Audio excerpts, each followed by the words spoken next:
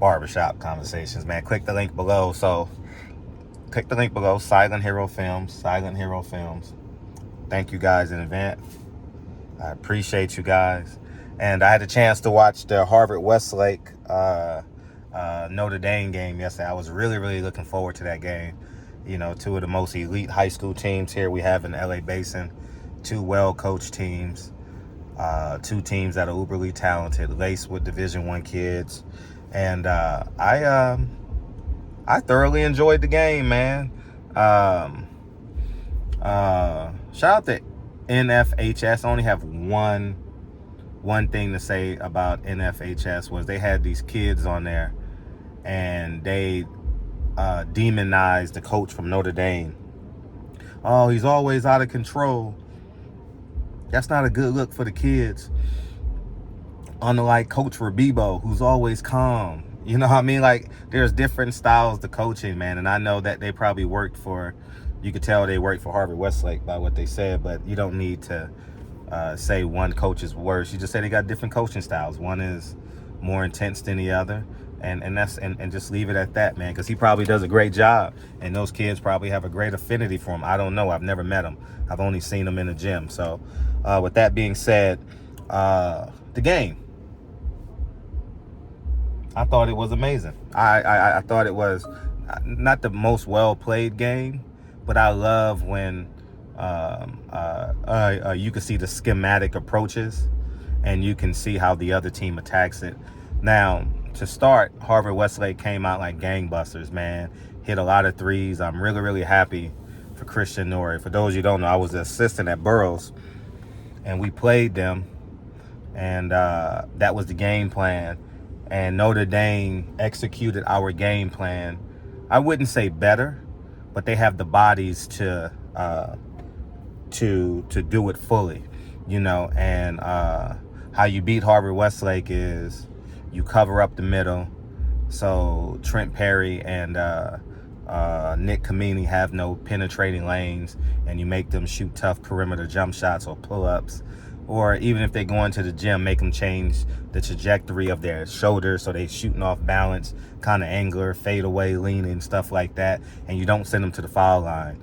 And 3, you help from the corner, because Rabibo does not change. He doesn't invert his offense at all. So he's always going to have his shooters in the corner. And Christian Nori was hot yesterday. And I'm really, really happy for him, man, because he was kind of in a funk against us. He missed a lot of shots, and then he finally made one, and he thanked God. So I want to thank, because I know him and his dad worked tirelessly on his shot, because they worked after the game.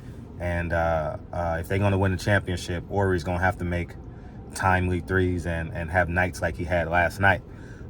So congratulations to Christian Nori. I'm really happy for you, because I get to watch this game as a fan, not creating a schematic game plan so we can have an advantage.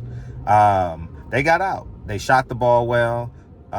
Trent Perry made a bank 3. And I think Ori made two threes, and they were just off and running, clicking and clacking. And they were up 21-10. And here's where it gets interesting. I thought Rabibo got out coached here. Rabibo's up 21-10. And it's late in the first quarter, and he subs out. He calls a timeout to sub, and because his starters had played the first six and a half minutes maybe. And after that, Notre Dame goes on a 12-0 run. They actually take the lead 23-21 per that timeout.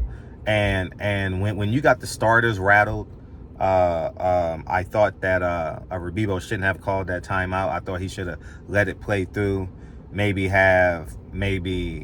one of the guys commit a foul or something. You don't want to do that either, but you get what I'm saying. But it's going to stop eventually, and then you can get your subs in. But I thought it was, as you can see, that their reaction. His team didn't respond to that timeout, and Notre Dame did. So I thought that was the play of the game. I thought they were up 21-10. I thought that was the turning point, the linchpin, the fulcrum of the game. And Notre Dame never looked back. Since then, it's 8, 16, 24. It's about 2 minutes left. 26 minutes. They scored 21. They had 54 points. They scored 43 points in 26 minutes. So that's less than 2 points a minute. And when you're doing that, you're not going to have success per se, right? But the game was so competitive that the scoring was low, which I thought the scoring would have been a little bit higher, being that those kids are so talented. I will say Trent Perry had a good game. They mixed and matched Mercy Miller, who was extraordinary, who was exquisite, who he didn't remember when I told him this, but I used to train little Romeo Miller now when he was at USC. I trained him for 2 years and I coached him for 2 summers in the Say No. And he was a little 5, 6, 7-year-old kid running around the gym at the Galen Center when I was training them. So it's beautiful to see these kids grow up and mature and be stupendous athletes. And I love how he took the mantle of I'm the best player on the court, and there's nothing you're going to do that's going to infringe me from having this moment. And he was the best player on the court. And Trent Perry was the second best player on the court last night. I thought Trent Perry did as good as he could do. He willed his team to victory. And I mean, he attempted to will his team to victory, did a good job. Here's another key component in the game. And I don't scout them any longer. I don't watch every game anymore by Harvard Westlake. But from September, every team that we've played, I've seen them play at least 10 times, right? When I was the coach, we were 6-0 when I was the assistant coach. We game planned, shout out to Coach Pope, we game planned at Burroughs, and we ended up being 6-0 leading into the Harvard Westlake game, right? So I've seen at least 10 games of Harvard Westlake. Here's Harvard Westlake's big problem. When I say big problem, I mean they may not win the open division. They're going to go to state, and they're not going to win state. Here's why. Rabibo and his coaching staff, and I've seen this on film, they don't know how to keep their bench at a high level. They don't know how to keep their bench excited about the game and full of confidence. Like Amari Jones, is that his name? Love his talent, love his skill set. I'm actually a fan of his. After the game when we played him, I told him, I said, man, I've watched you on film and I've watched your confidence go down, down, down, down. I told him, don't let no one take your confidence, man. You are a talented kid. And he made a 3 right in front of me, and he knew what the game plan was, to leave these guys open because they don't play with high level of confidence. And he cursed me out. And I was like, in that moment, like I'm the assistant coach, and I'm actually like happy for him at the same time. How weird is that, right? And I really root for that kid. But I think Rabibo and his coaching staff is going to have to find a way to instill confidence in their bench moving forward, because Amari played with no confidence last night. And you said why? I'm drawing a blank on the kid's name, but their Energizer Bunny guard, who's talented, who's going to play in college, their backup guard, came in and he was electrifying. He was so confident, he made 2 free throws going down the stretch to ice the game to put Notre Dame up 5. Forgive me for not knowing his name. And I think that's the difference in Harvard Westlake of last year versus Harvard Westlake of this year, because they had 5 Division I upperclassmen as starters last year, and this year they don't. Dominic is a sophomore, and I don't think Christian, or I think he will play in college. I'm uncertain if he's at the Division I level, but that's for coaches to decide, not me in this moment. So maybe he is, maybe he isn't. I thought that timeout and their 6-man was better than Harvard Westlake's 6-man. And consistently, Harvard Westlake has not had a 6-man consistently. Like, hasn't had anybody off the bench to actually score consistently in double figures. I'm curious to know what are they scoring averages. I should have looked up their scoring on Harvard, but I'm willing to bet it's well under 10 each. Somebody has to score 10 points coming off that bench, and somebody has to make at least 2 threes. And that's where they're at. I thought who I'm a fan of, Robert Hinton. I shouldn't say fan. I appreciate him. I love his commitment to the game. He didn't have a great game, but here's the catch. If you guys want to learn how to do that defense that Notre Dame ran, I'll do it because I created it when I was at Burroughs, man. Appreciate Coach Pope for trusting me with it. And that's how you beat them. I know how to beat them. We didn't have the manpower to actually implement it. Notre Dame did. And you see the results of it. Even when Ori got hot, they stuck to the game plan and they held Nick Kamini to 7 points. How do you hold Nick Kamini to 7 points? You don't try and stop him. He's going to shoot over you. He's going to have his moments. He only had 7 points last night. But you wall up on that dribble drive lane. You wall up on that dribble drive lane from that guy in the corner. And you got to have that. I'll teach it, but you got to have that guy come off opposite because they don't throw opposite.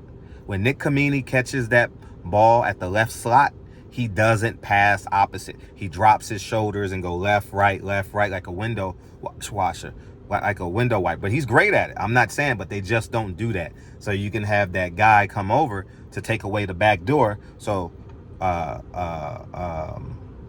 so they shoot in the corner, don't go back door. And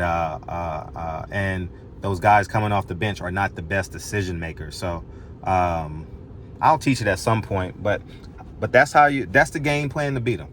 You take those dribble drive lanes away, you wall up the help side, and it takes great practice, great discipline, because though Nick Kamini is a hell of a competitor, he's gonna make shots, and you're gonna have to live with it. You know what I mean? You're gonna give up a few more offensive rebounds than you want to, but you're gonna have to live with it. But if you have the size like they had, that those big guys for Notre Dame, congratulations, y'all neutralized that center. Most layups, most 2 feet in paint. When Harvard Westlake went 1 or 2 feet in the paint, most of those shots were contested, and they had a guy on the other side who stand tall and delivered, and that was Mercy Miller. I believe they won by 5. Extraordinary performance by him. He had more than half their points, but that's how you beat them. So I thought I think Rebibo, in terms of implementing what he wants, I think he's an A+ at it. I think game time adjustments, I would give him like a C- D+. Here's why. They call a timeout. They're down 3 or 4. They go to Trent Perry. Nick Kamini dives in. They clear out the right side. Trent Perry was supposed to dribble to the right side, and Nick Kamini was supposed to duck in, and he's supposed to have him sealed. But Trent Perry subconsciously knows if I pass it to him on the duck in, they're just going to help him. Plus, he's the potential McDonald's All-American. He wants to make the play. So he's dealing with those duality thoughts, those dual thoughts. So he takes a contested right elbow jump shot. But what Rebibo should have did was have Nick Kamini start on the other side to get his defender in trail position and invert the help so it's small. So he should have had the one pass away guy as their smallest defender. So when they drop it to Nick Kamini on that duck in, Nick Kamini can see over him because he likes to turn left and shoot that shot, but they didn't do it. So Trent Perry took an early right elbow jump shot, and when you got a guy as good as Trent Perry, you trust whatever he does going down the stretch. Whether it's a good decision, bad decision, you believe that he'll make the play. And I thought that's where he was out-coached. I do believe from a schematic standpoint, I think Rebibo is amazing. I think how he structures his defense, I think is A1. But they didn't score off of baseline sets like they typically do. They run those cross screens for Trent and Nick Kamini. That was unsuccessful last night. They're gonna have to run some backside stuff to get open because, but anyways, congratulations to Notre Dame. I thought they just said he said Mercy Miller is better than Trent Perry. I'm going to give him the ball where he wants the ball. And when I give him the ball where he wants the ball, he will be better. I will say Trent Perry did a very good job on him defensively. As good as you can. You got to understand, these guys are hella basketball players, dog. Like, when you say you're going to shut a kid out, come on, for real. Trent Perry is exquisite. I've grown to appreciate his game over the years. I love his physical development.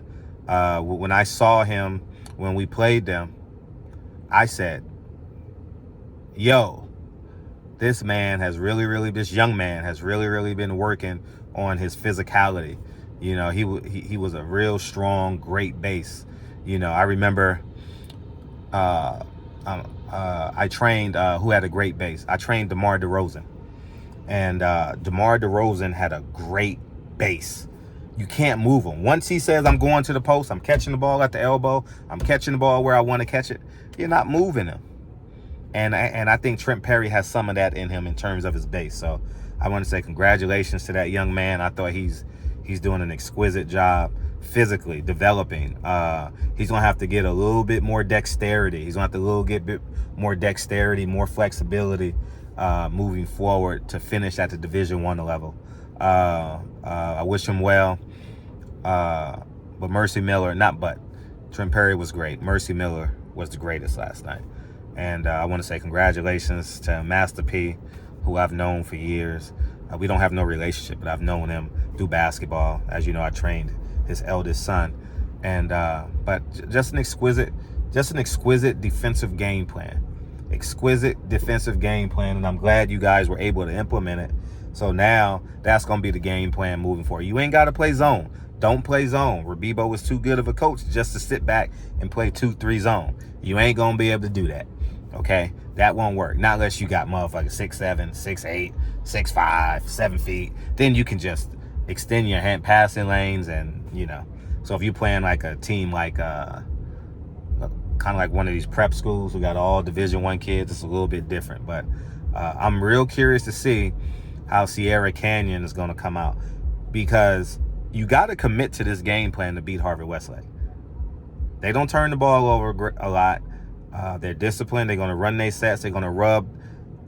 They're going to do that. They're going to create that cross-action screen. They're going to create that switch. They're going to get Nick Kamini on the left wing or the left slot, wherever he likes it. They're going to give it to him in the post. Dominic is going to do a great job diving. He's going to give maximum effort. Robert Hinton is going to be Robert Hinton. He's a man, and I love how intelligent he is. I had a chance to tell his parents. They were sitting behind me when I was scouting them at the Westchester tournament, right? And I just went behind. I just turned my head and said, "You guys are raising an exquisite young man." And but I thought the weakness in Harvard Westlake was the lack of confidence in their bench. And Rabibo, the biggest player of the game was Rabibo calling that timeout in the first quarter. It flip-flopped it to a 12-0 run, and they went up 23-21. It's just my observation. I don't dislike anybody, okay? These are young kids. I'm never ever going to tell her. I was a teacher for 7 years, and I have a third grader who I'm raised up. I'm not the guy that's going to say, oh, this kid is terrible. Nah.